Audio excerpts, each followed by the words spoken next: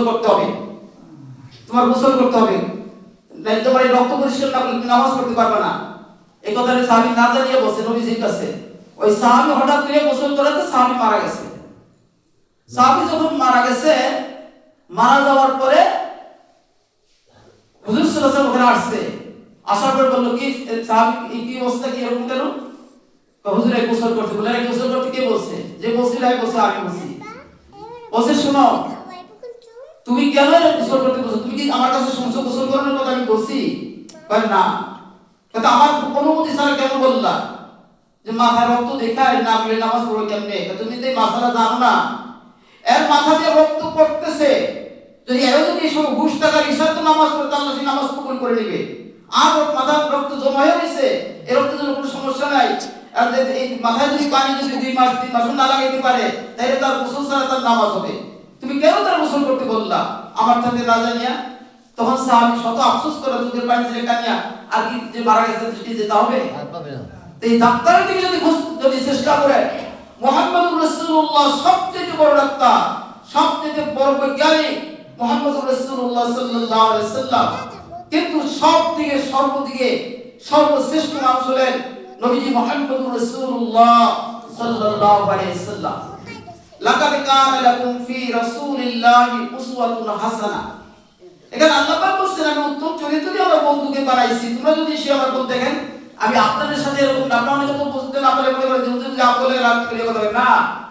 আমি বলি, আমি কোনো সময় আমার মুজাহিদ কোনো ভাইয়ের সাথে নাম ঠাম করি না, তাদের সাথে আমি বলি যে আপনাদের সাথে আমি চলবো না, আপনাদের সাথে চলবো না। এই জন্য আপনি যদি ওয়াজ করেন যে রাসূলের কথা কোন, তাহলে রাসূলের কথা আপনার মধ্যে দেখি না, বলেন আমি প্রমাণ করে দেখাই দিব। বলে হুজুর দেখেন না কেন? বলে দেখেন, দিনের কথা দিয়ে এভাবে দেখাই। দেখেন রাসূল পাক সাল্লাল্লাহু আলাইহি ওয়াসাল্লাম কি মানুষকে ভালোবাসে নাই? ভালোবাসে নাই?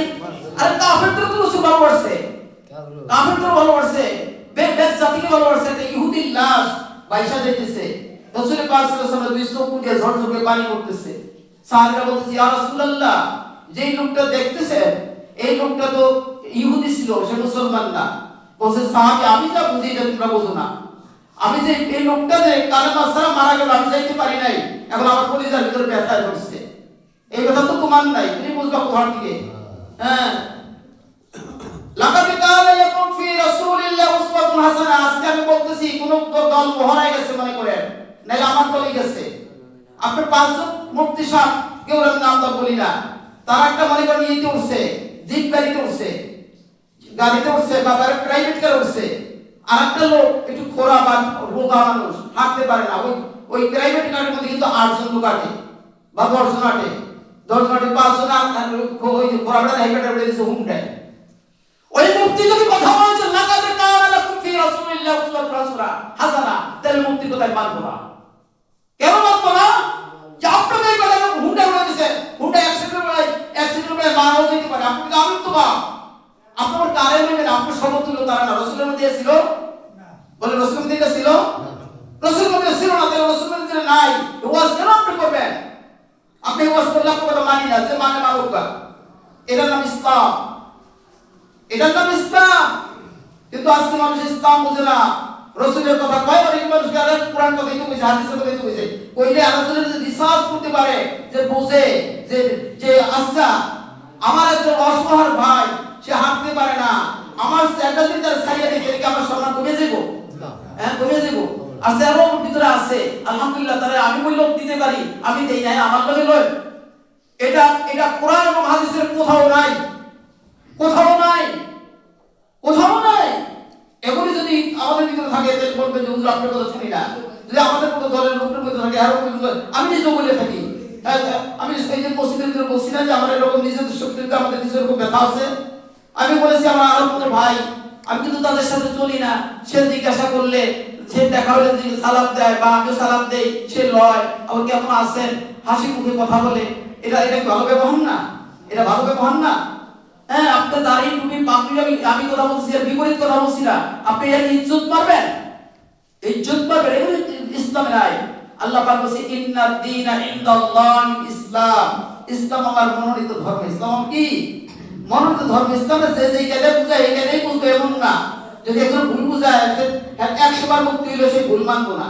হ্যাঁ, মানবো না মানবোই না। কারণ হচ্ছে আপনি দেখলাম আপনি ওয়াজ করলেন ফেরেশতার মতো, আর এই লোকগুলির আপনি থুইয়া আপনাকে আমি তো বা আমার সমকক্ষ না আমি হেদুল্লাহ কে কাবনি, এটা রাসূল করছে? রাসূল তো ভিক্ষুক নিয়া, মুসাফির নিয়া, দুঃখের মানুষ নিয়া, অসহায় মানুষ নিয়া এক প্লেটে বইয়া রাসূলুল্লাহ খাইতেন।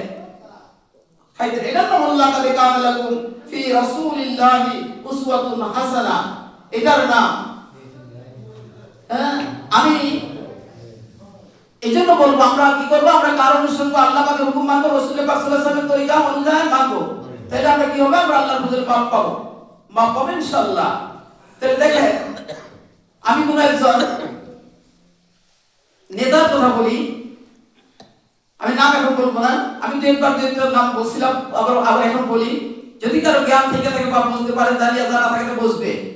তারা মারার জন্য যুবক ছেলে 6টা লোক, 6টা যুবক মারার জন্য ইট মেরে তারা মাইরা ফেলাইবে। অনেক বছর আগে রাষ্ট্রের প্রেসিডেন্ট মাইরা ফেলাইবো, তখন দুপুরের টাইমে, দেখেন দুপুরের টাইমে, আমি কিন্তু বানানো কোনো কথা বলি, ভালো তদন্ত করে যাই না কথা বলি, কিন্তু তখন দুপুরের টাইমে 5টা ছেলে তাদেরকে মারবে, 6টা ছেলে তাদেরকে মারবে, কলেজের পোলাপান মারবে।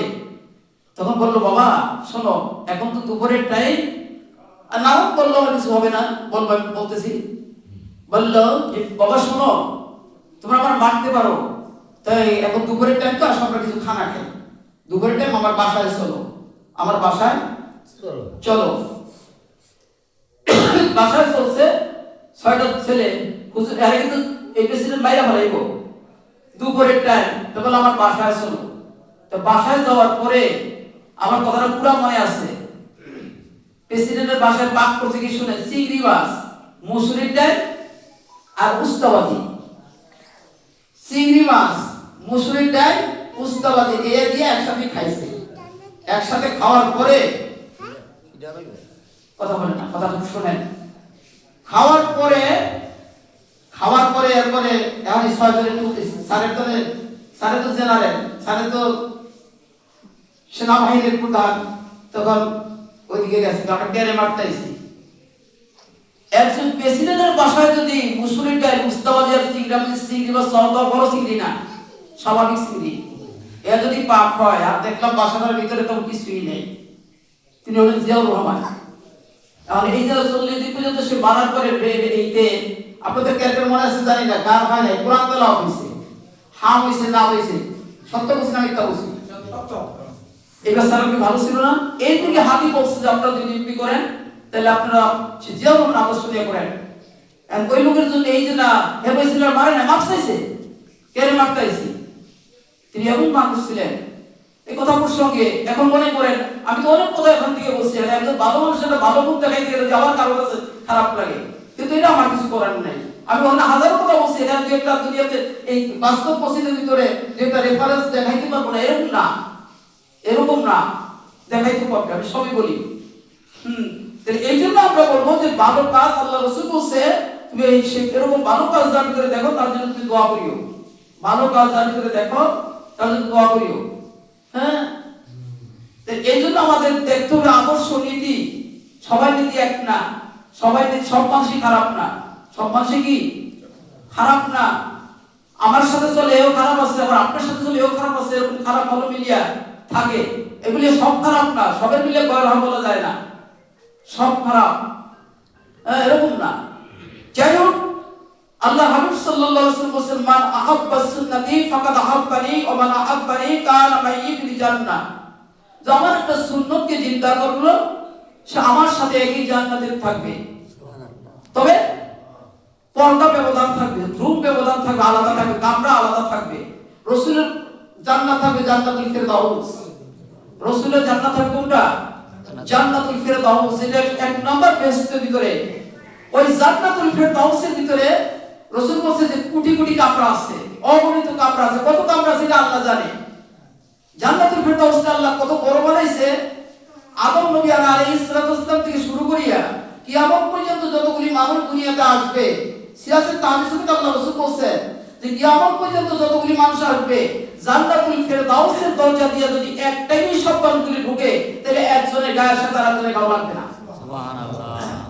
জিবরাইল আলাইহিস সালাতু ওয়াসসালাম বলেছেন, আল্লাহ আপনি যে জান্নাত বানাইছেন, একটা জান্নাত আমি দেখতে চাই।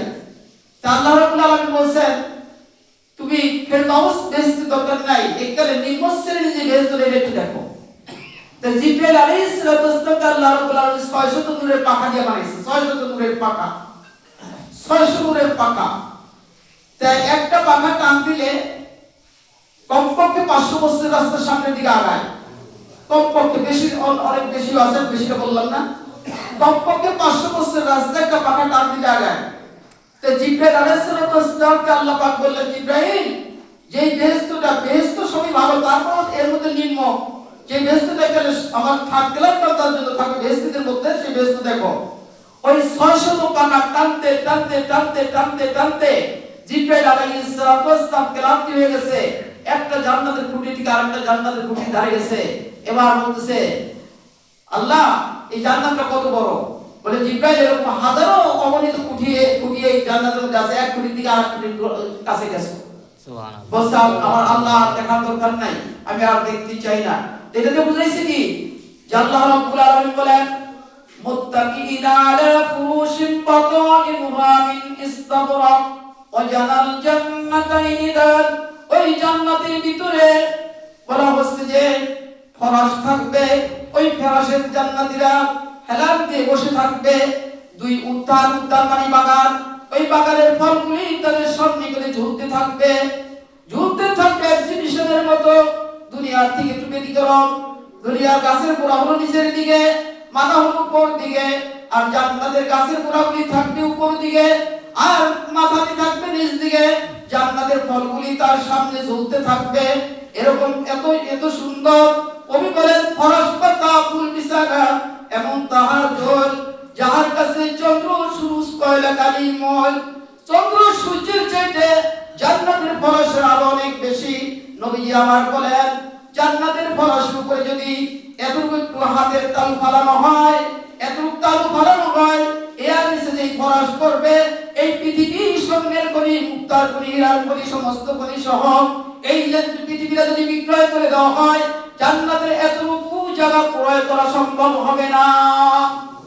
আল্লাহ ইচ্ছা মতো বানাইছেন জান্নাত, ইট দিয়া বানাইছে, বালি দিয়া বানাইছে। দেখেন এটা কত সুন্দর বিল্ডিং।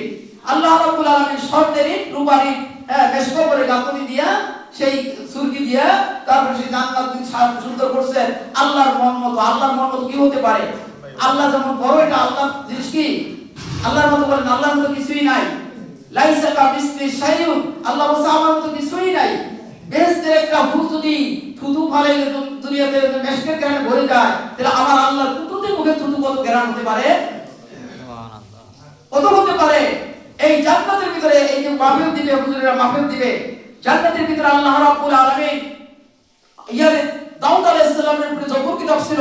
জবর কিতাব দাউদকে বলা হবে, দাউদ আপনি একটু আমার এই বেহেশতি মানুষের সামনে জবর কিতাব তেলাওয়াত করে শোনান। তো দাউদের কণ্ঠটা মিষ্টি হবে, ওই ওরা গান গাওয়ালে দাউদ থাকবে, বলুন সুবহানাল্লাহ।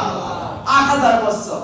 এবার দাউদ আলাইহিস সালামের তেলাওয়াত শেষের পরে বলবে, হে আমার বন্ধু মুহাম্মদুর রাসূল সাল্লাল্লাহু আলাইহি ওয়াসাল্লাম, আপনি সূরাতুল ইয়াসিন করে শোনান।